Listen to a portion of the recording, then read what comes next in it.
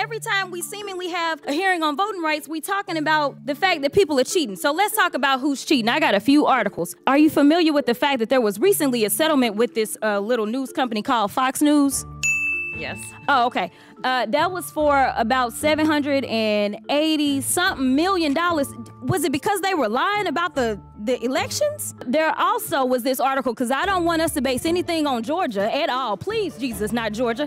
Okay, because Georgia purged 87,000. Will the gentlewoman yield? I think Georgia matters. I will not yield. I am reclaiming my time. All right, so there were 87,000 people that were purged that were legitimate voters. So no, we don't want to copy off of Georgia.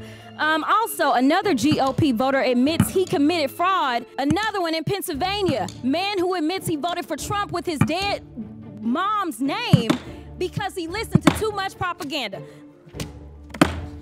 The gentlelady's time has expired. Congress is not Ms. Katzen, specific. Excuse me. Thank you. My time. No, ma'am. It's my time. Thank you. Oh, I'm Ms. sorry. Katzen, So you are not your interested in my views. It is my time. Thank you. Do you disagree that this was an overreach? I disagree that Ms. you're Katzen, my time casting has expired. aspersions on Mr. Chairman, I me yield. or my... Thank you. First of all, let me apologize because that was uncalled for. So let me do what she would never do, which is to be an adult in this room or in this chamber. So let me start there. I'm also going to start with some nonsense that she was trying to spew. And unlike Ms. Boebert, I am legally trained and I've passed a few bar exams. Our definition of common sense is one that doesn't keep us in the pockets of corporations, but keeps us in the pockets of the people.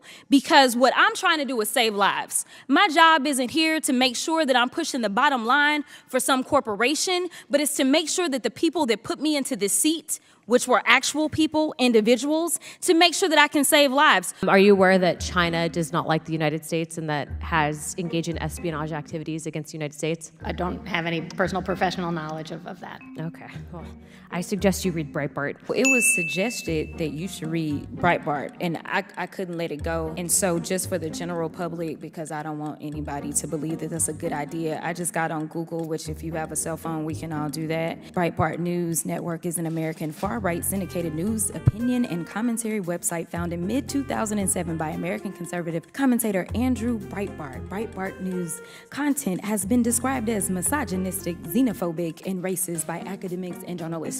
So I don't know that that's where I want anybody to take their cues from, especially when they're trying to run this country. As somebody who has had to deal with multiple clients that have been addicted, and as someone who is a black woman in this country, the '94 crime bill was a failure. And seemingly the only solutions that we ever have is more and more incarceration. I appreciate what you do because you are taking a multifaceted look. You're looking at the criminal aspect. You're looking at not just cash, but you're looking at crypto. You're also looking at more than one country, more than just Mexico. You're looking to try to solve the solutions while also making sure that those that are addicted get treatment instead of put into jail cells. And so I appreciate the work that you do. I hope that my colleagues understand that it's not so simple as let's just blame the border and we'll fix all the problems. I just want to talk about my state really quickly since we're talking about the border and how my colleagues have been down there once or twice. And so they feel like they know everything that happens at my border because they go on a little field trip.